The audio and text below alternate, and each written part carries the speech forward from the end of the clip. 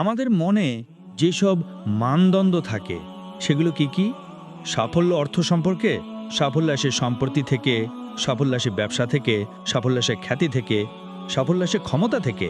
এই মানদণ্ডগুলি হলো আপনি যত ধনী হবেন তত বেশি সফল হবেন, তত বেশি বিখ্যাত তত বেশি সফল, আরও জনপ্রিয় তত বেশি সফল।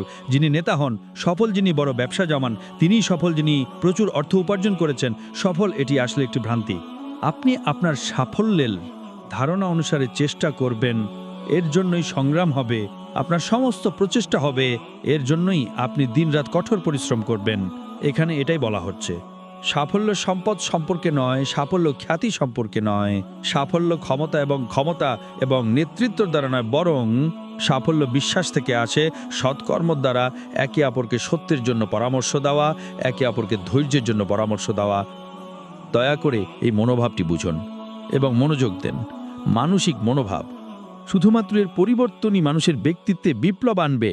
এখন আপনি কি ফলাফল পাবেন? যদি সম্পদের মাধ্যমে সাফল্য পেতাম তাহলে কারুন খুবই সফল হতো।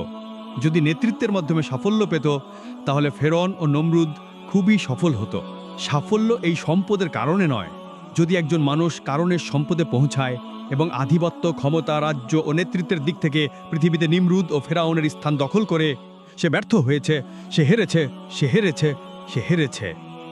আবু যর গাফফারি সফল, যদিও তাদের কিছুই ছিল না, এমনকি একটি কুঁড়ে ঘরও ছিল না।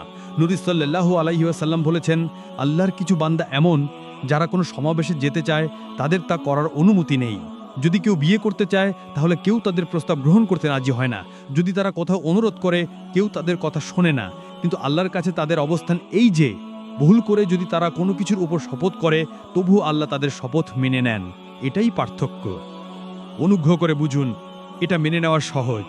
এতে সুবহানাল্লাহ বলা সহজ, কিন্তু সেই অনুযায়ী আপনার মন পরিবর্তন করুন, এটা খুবই কঠিন। কারণ আমরা আমাদের পরিবেশ দ্বারা প্রভাবিত।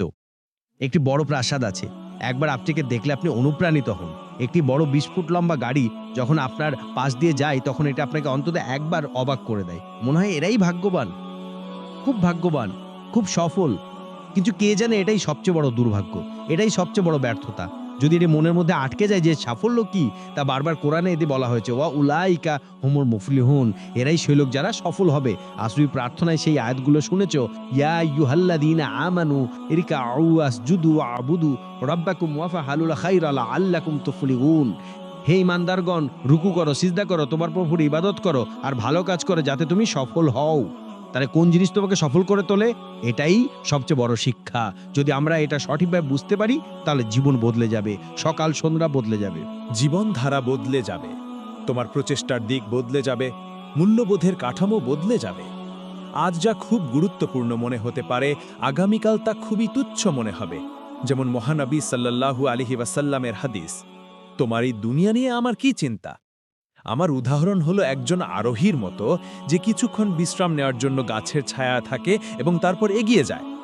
গাছের সাথে তার কোনো স্থায়ী সম্পর্ক নেই, এটা তার বাড়িও নয়, তার গন্তব্যও নয়। একইভাবে এই পৃথিবী এখন আমার বাড়ি নয়। আমরা বলি ইন্না লিল্লাহি ওয়া ইন্না ইলাইহি রাজিউন, সূরা আল বাকারা ১৫৬। আমরা শুধুই পথিক, আমরা আল্লাহর কাছ থেকে এসেছি এবং আমাদেরকে আল্লাহর কাছে ফিরে যেতে হবে। মহানবী সাল্লাল্লাহু আলাইহি ওয়াসাল্লাম বলেছেন, এই দুনিয়াতে হয় তোমার মতন পথিক হয়ে বাস করো, কিন্তু কবে ঘটবে এই পরিবর্তন? যতক্ষণ না এই আয়াতটি আমাদের মনে গেঁথে যায়।